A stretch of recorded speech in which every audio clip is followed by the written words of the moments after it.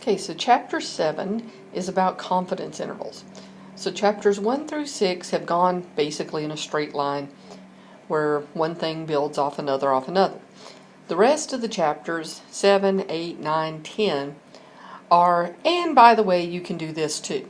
Okay, so we'll still use stuff from the first 6 chapters, but we're not doing probability in chapter 7, we're doing confidence intervals, and it's not going to follow directly in line like all the rest of them have.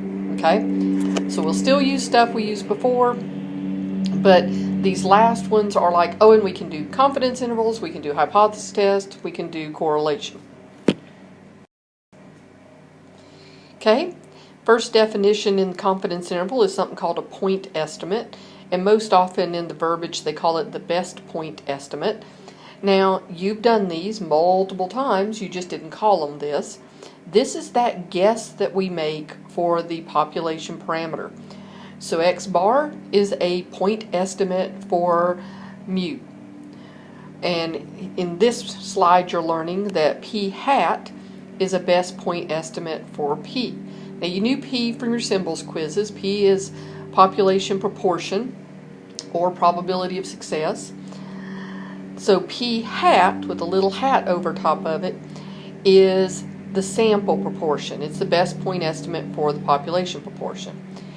It's still a proportion, a percent, a probability. So you find it the same ways we did all the other ones, part over whole.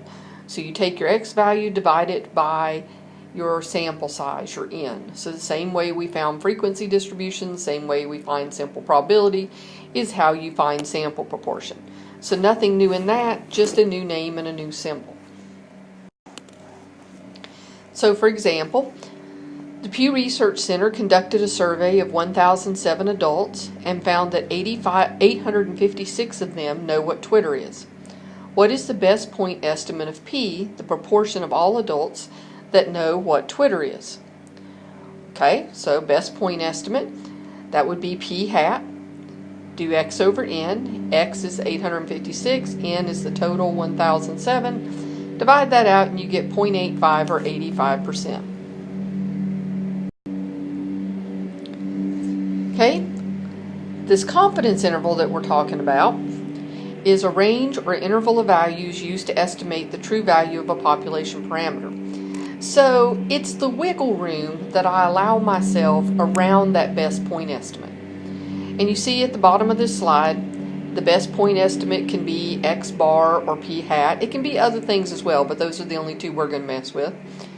And that E is the error that I'm allowing myself about that point estimate, because it's a guess. Like we've talked about 100 times, we make good guesses. We very seldom know the actual answer, the actual population parameter. So we take our guess, X bar, and we add and subtract some error from it.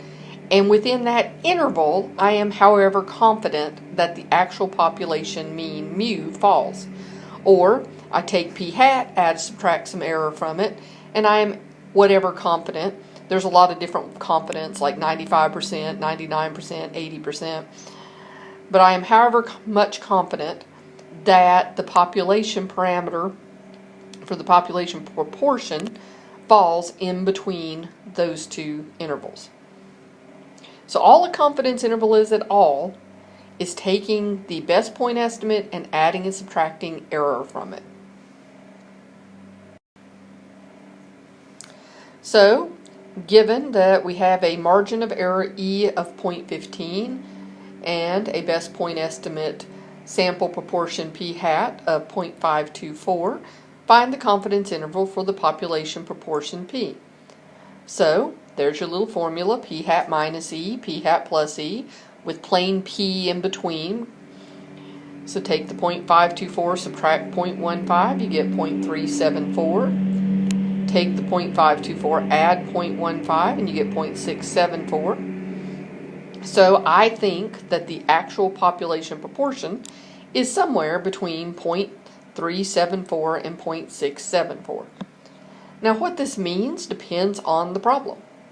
If this was a poll taken about a candidate being elected, I'm saying that I think the proportion of votes that the candidate would get is somewhere between 37.4% and 67.4%. Well, that's kind of useless. That could be they lose pretty bad or they win pretty good, because you need to have a majority, more than 50%, to win an election.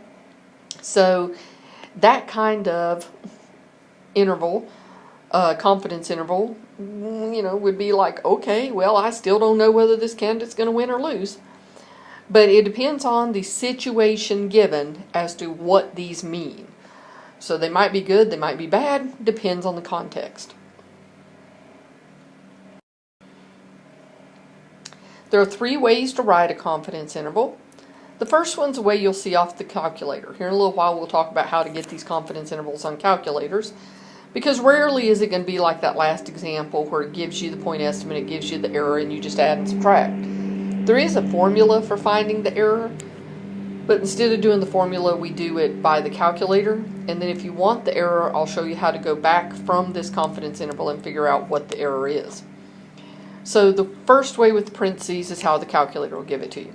The second way is the way we did on the previous slides, where you write the interval with whatever population parameter, p or mu, in between. And the last one, you might see this in problems as a setup, but this is not how you should ever write it as far as an answer. 1 or 2 is perfectly fine way to write your answer. 3 is not. That's just your best point estimate plus or minus the error. So they might do that in a problem as far as a way of setting up to tell you what those 2 things are, but don't write your confidence interval that way. Alright, so here's what I was talking about a second ago. So say you had a confidence interval and you wanted to know what the best point estimate, the margin of error, is for that interval. So I've got this confidence interval of 0.677 and 0.723. If I want to find the error, I'll subtract those and divide by 2. And make sure that you always subtract them in a way to get a positive answer, because you want this to be a positive number. To find, in this case, we decided it was a sample proportion. It could have just as easily been a sample mean, x bar. But in this time, we decided that it was sample proportion. Add the 2 endpoints and divide by 2 and get the middle. So if you took 0.7 there and you subtracted 0.023,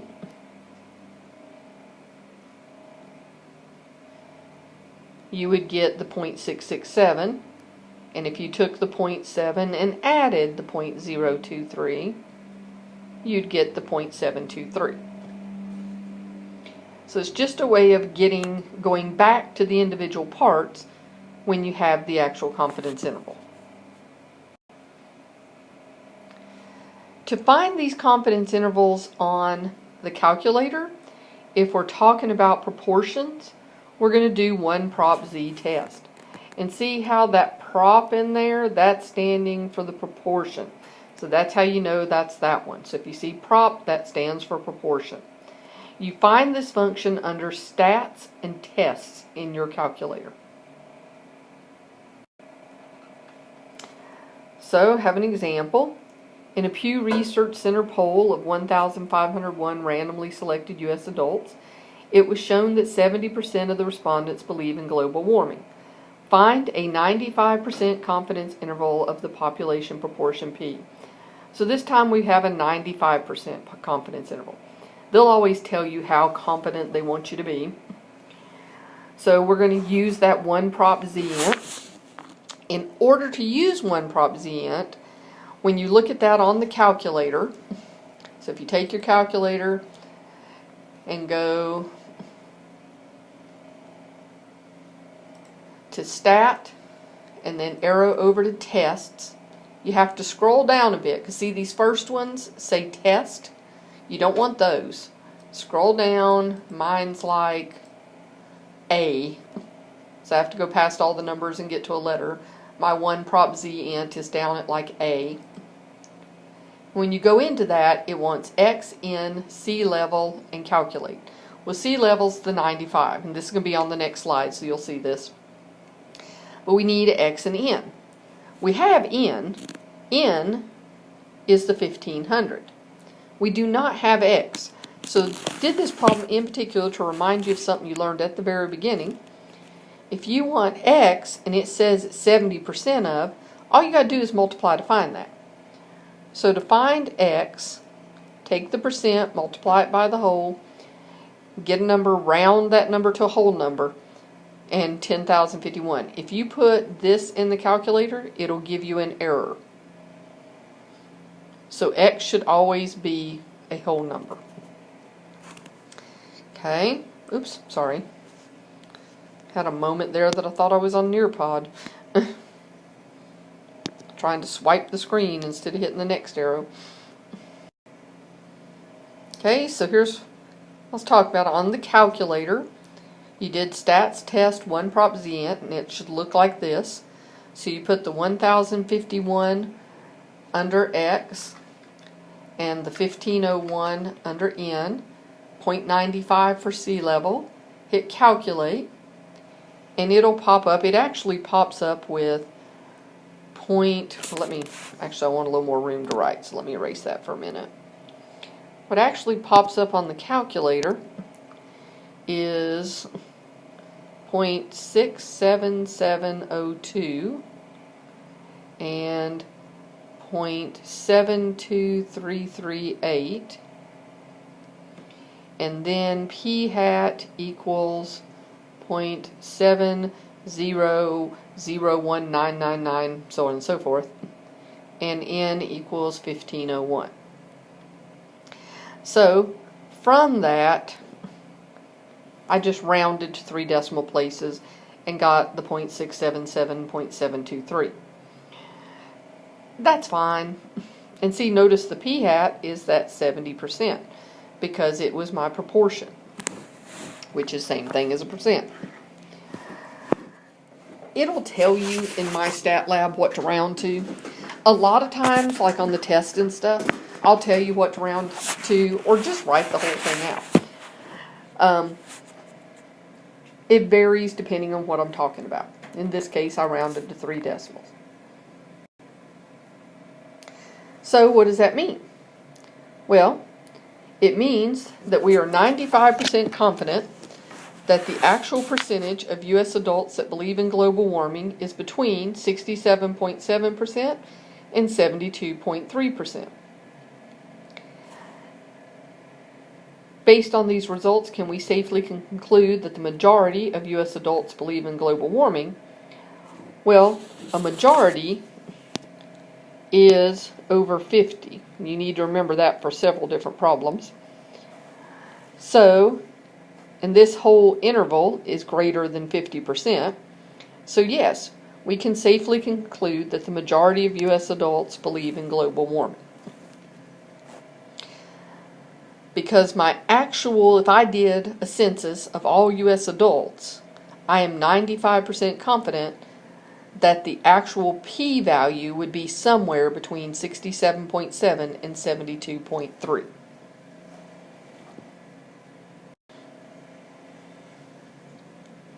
Okay, the other thing we're doing proportions in this chapter. We'll also be doing means. If we're doing a confidence interval for a population mean, it's basically the same procedure, just that my best point estimate this time is x bar, and these two things here are very important. The two calculator functions that you use are z interval and t interval, and the way you know which one to use is if you know sigma, you use z interval. If you don't know sigma, if you only know s, remember sigma is the population standard deviation, s is the sample standard deviation, then you use t interval. Okay, so here's an example. And this carries through from an example we did in Chapter 6. People have died in boat and aircraft accidents because an obsolete estimate of the mean weight of men was used. As I said, they pick on men because they're taller, usually weigh more. In recent decades, the mean weight of men has increased considerably, so we need to update our estimate of the mean so that boats, aircrafts, elevators, and other such devices do not become dangerously overcrowded or overloaded. From a simple random sample, we obtain n equals 40, and X bar equals 172.55. Like I've mentioned before, in these lovely examples in the PowerPoints, they usually point these things out to you. Part of the challenge in the normal problems is finding those for yourself. Rarely in the normal problem is it going to say n equals 40. It's just going to say I have a simple random sample of 40 men. You got to figure out that's n. Research from several other sources suggests that the population of weights of men have a standard deviation given by. So since it said population and standard deviation, you knew that was sigma. So since you have sigma, and because we're talking about means, you know you're going to do z-interval.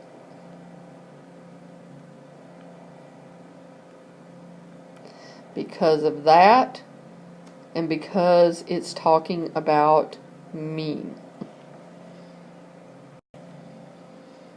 Okay? Find the best point estimate of the mean weight. Well, that's really simple. It flat gave it to you. It told you that X bar equals 172.55, so best point estimate is 172.55. A lot of times for the sample, you don't have to do anything to find it. You just got to realize what they're asking you. Often with p-hat, you have to find it by doing part over whole. Okay, so we go into the calculator. Again, go to Stat Tests.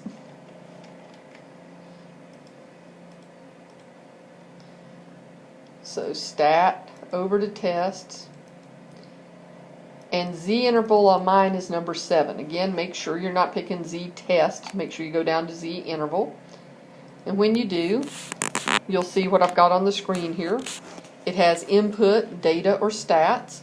Well, unless you put a list of data in, you want to make sure that stats is highlighted.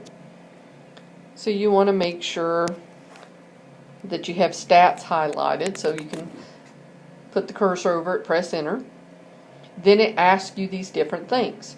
So sigma, we knew is 26, X bar is 172.55, N is 40, and, sorry, hang on. I was actually doing it on my calculator as well, so I could get an idea of what it looks like after.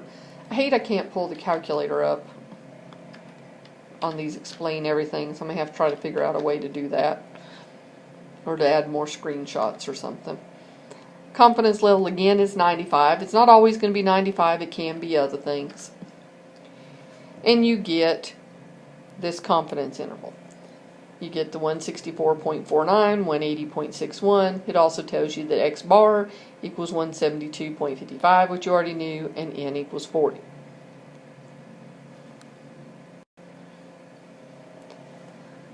So, what do these results suggest about the mean weight of 166.3 that was used to determine the safe passenger capacity of water vessels in 1960? Well, 166.3 is in our interval, so it should still be okay. It hasn't gotten to an outside the interval, which would make it too light or too heavy. If we'd had 190 or something, then that means that we expect people to be lighter than that, so that would be okay. If we had, say, 150, we expect people to be heavier than that, that wouldn't be okay. So again, like I said, what these intervals mean depends on what the context of your problem is. So this one, because it's in the interval, it should be fine. Now, other problems, being in the interval could be bad. You just have to read the problem and think about what's the interval telling you, and how does that relate to the question it's asking. Okay, this is a repeat slide, but I put it in here to let you know we're going to t-interval now. So in these, we're not going to know sigma, we're only going to know s. Because we're still doing means, our best point estimate will still be X bar. Okay, so the question you've got in your notes. A common claim is that garlic lowers cholesterol levels. In a test of the effectiveness of garlic, 49 subjects were treated with doses of raw garlic, and their cholesterol levels were measured before and after the treatment. The changes in their levels of LDL cholesterol have a mean of 0.4 and a standard deviation of 21. Use the sample statistics, and again, because this is a nice little class example, it's all listed out for you. N equals 49, X bar equals 0.4, and S equals 21, because it just told me I had a standard deviation. It didn't say anything about a population standard deviation, or the standard deviation of all such things, or anything that indicates it would be population. Again, we're doing 95%. I swear you'll see other percents eventually. To estimate the mean net change in LDL cholesterol after the garlic treatment. What does this confidence interval suggest about the effectiveness of garlic in reducing LDL cholesterol? Okay, so we've got all our statistics there. Again, because we know S, we're going to use T interval. So again, if you do stats, over to tests, and down to T interval, which on mine is number 8. We still want it to be on stats because we didn't put a list of data in. Fill in the different things it asks you. It says that X bar is 0.4, S is 21, N is 49. Still using that 0.95 for the sea level. Calculate. This one always takes a minute more, not sure why. But eventually it will spit out this interval, negative 5.632 and 6.432. So what does that mean? Well, anytime I ask you to interpret, you basically want to write some sentence like this. We are 95% confident that the limits of negative 5.6 and 6.4 actually do contain the value of mu, the mean changes in LDL cholesterol for the population. So something that's how confident you are, what your confidence interval is, and what the heck you're talking about. So now, what the heck does that mean? So we said changes in the level. So if we have a certain cholesterol level and we start taking garlic, our hope is that it would go down. So if I had a beginning cholesterol level, and I'm just going to pick easy numbers. Oh, sorry, wrong thing. I'm just going to pick easy numbers. So if I had a beginning cholesterol level of 200, I hope that that will go down, so say 150. So the change in that is 50.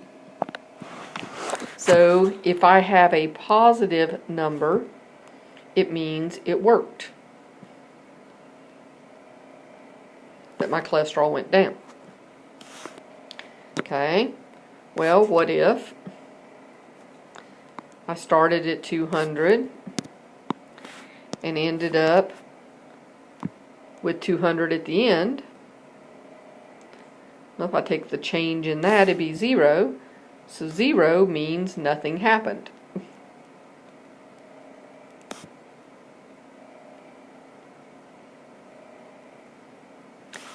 Alright, so one more scenario. Say my cholesterol level was 200 at the beginning, and after I took the garlic, I ended up with it at 250. A button at the bottom, sorry. So I get negative 50.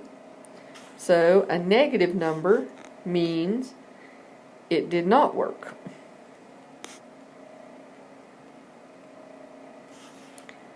So now let's look at our different options here. Oh, I guess because that was before, it won't let us erase it. Okay. So let's look at our interval now. Our interval is between negative 5.6 and 6.4. So I've got negative numbers, I've got 0, and I've got positive numbers. So basically, that confidence interval tells me I have no earthly clue what garlic might do for me. It might make my cholesterol go down, it might make it go up, it might make it do nothing at all. So that says that I have no clue whether this garlic treatment is effective. I certainly can't say yes, it's effective. I actually can't say, no, it's not, even though that's kind of what's suggested down there. This basically says, I don't know. I don't have any clue whether this is good or bad. It didn't go up or down much either way. 6.4 means it went down 6.4 points, and negative 5.6 means it went up negative 5 or 5.6 points. So either way, it didn't do a whole lot. So based off this sample, I don't know what happened. If this actually happened in real life, I'd either redo the sample because something's wrong, it's not helping me, or more likely look at how controlled was this. Maybe I need to do an actual controlled experiment. Because if I just handed people a bunch of garlic pills, said, hey, take them, come back in 6 months, get your cholesterol checked, well, they could be eating anything they wanted to, they could be taking other medicine, they could be exercising, they could be not exercising. There are so many things that would affect cholesterol level that unless I'm doing a controlled experiment environment, I'm not going to figure out if garlic's working anyway. So that's all the kind of stuff that you might interpret with a confidence interval. 50. Oh, I have no idea what just happened. Okay, so got a list of data. So of course, the first thing you need to do is put that list of data in your calculator. It says in a sample of 7 cars, each car was tested for nitrogen oxide emissions, and the following results were obtained. So take those numbers and put them in your calculator. Remember, stat edit to get into the lists, and I'm putting all mine in list 1. Wants to know 3 things. What is the best point estimate for the mean amount of nitrogen oxide emissions for all cars? Well, in this case, because I'm talking about means, best point estimate would be X bar. I could find that. I could do 1 var stats, or I could add all these up and divide by, how many are there? 7, and I'd figure that out. Let's just wait a minute. Because if you've noticed, whenever you do a confidence interval, it puts that best point estimate up. So we're going to do this first, and it will answer that. Construct a 98% confidence interval for the cars. Well, all it gave me was those sample values. It didn't say anything about standard deviation. So I know I'm going to do a t-interval. Because just like I could get X bar, I could do 1 var stats and get S. But I can't get sigma unless they give it to me. And then interpret your interval. So we put the data in the calculator. This is what I was talking about. We're going to do part B first because it will tell us the answer for part A. And we're going to do a t-interval. So in the calculator, stat tests, t-interval, and this time we want data highlighted. So this time when we do this, we're going to highlight data, and that changes what it asks us. It gives us L1, L, and frequency. Well, as long as your list is in L1, that's fine. If it's in some other list, you need to change that. Frequency should always stay a 1. And as promised, you finally got a different confidence level. This time it's 0.98 instead of 0.95, so you'll probably need to change that. And then calculate. Like I said, this one takes a little longer, but eventually you'll get this interval, and it'll also give you these other things. So like I said, it gives you X bar, it gives you S of X, and it gives you N. So you didn't need to do 1 var stats. Instead of doing 1 var stats, it gives it to you as part of this calculator function. So our confidence interval is 0.075, 0.167. Then back to our first question, our best point estimate is the X bar it gave us in the confidence interval. Then, like I said, that's basically a sentence. We are whatever confident that the whatever it's talking about is between whatever and whatever. So when you're interpreting an interval, you're writing that sentence. We are whatever competent, 98% competent. That D, whatever the heck the problem is talking about, is between this and that. Okay, so that's the first part of Chapter 7. Setting up confidence intervals, interpreting confidence intervals, finding the best point estimate and error if we already have a confidence interval. The second part of Chapter 7 is figuring out sample size. Suppose we want to collect sample data in order to estimate some population proportion or a population mean. We'll get around to that. The question is, how many sample items must be obtained? Well, this is the first time in all this time we've been able to choose how many samples we could use. And this is actually very useful, because if I can figure out that to be 95% confident, I only need to sample 500 people, I'm certainly not going to send 10,000 surveys out, because that's a whole lot more money than I need to be expending. I only need to get 500 answers. So I'm only going to send enough surveys out to make sure I get 500 answers. These two formulas you'll want to have on your cheat sheet. Sample size for estimating proportion. There's two different formulas. They're basically the same formula. It's just that when you don't know P, so the first one, P hat is known. So you do P hat and you do Q hat. And we haven't talked about it, but it should make sense to you based off of P and Q from Chapter 5, that Q hat, oops, I forgot to change colors. Q hat is the complement of P hat. So to find down here, it says that P hat is where no estimate is known. So P hat is not known. Pardon me. If P hat is not known, I split the difference and I make P hat 50% and Q hat 50%. Well, if you do 0.50 times 0.50, you get 0.25. That's where that comes from. So you really only have to know this formula, and remember, if you don't know P hat, to make them both 0.50. Formula. So the formula is N equals P hat Q hat times Z alpha over 2 over E squared. The E is the same E as from the beginning, it's the error. It'll give you that in the problem. The Z alpha over 2 P hat. That Z alpha over 2 that's in the formula, I actually didn't talk about, comes from the confidence level. And Z's, we found a bunch of Z's in Chapter 6. You find Z with inverse norm. To get the inverse norm for the confidence level, basically you want to do the formula down there. Do inverse norm of 1 minus the confidence level divided by 2. So the confidence level is like a big area in the middle.